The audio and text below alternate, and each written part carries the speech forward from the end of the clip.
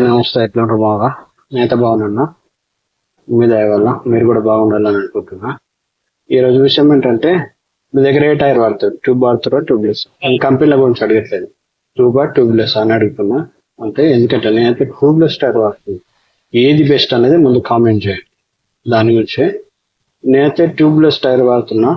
Tubeless tyre ఏంటంటే puncture అయినా కానీ ఏదైనా మూల కొట్టినా కానీ మనకేంటంటే ఒక షాప్ దాకా వెళ్ళడము, లేకపోతే అక్కడ దాకా వెళ్ళినాక అట్లా ఉంటుంది అనమాట. గాలి అయితే తొందరగా పోతుంది. మరి మీరేం ట్యూబ్ అయితే తొందరగా అక్కడ దిగిపోతుంది, మళ్ళీ అప్పటిదప్పుడు చేంజ్ చేయాలి.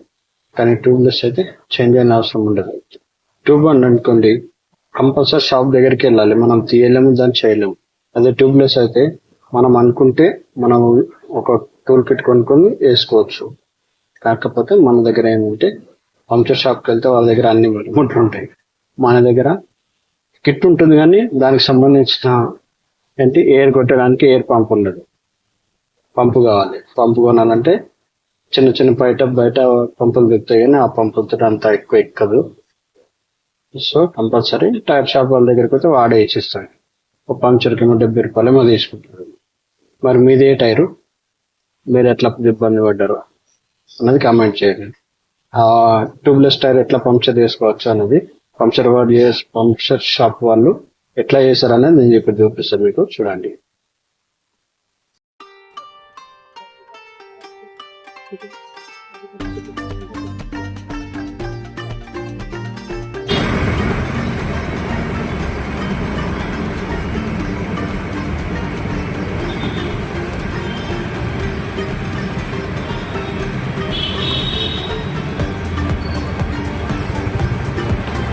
थोड़ा सोल्यूशन भी लगा उसको, ये हमारे पास अच्छा वाला है, थोड़ा कमजोर वाला में सोल्यूशन लगाया जाता है।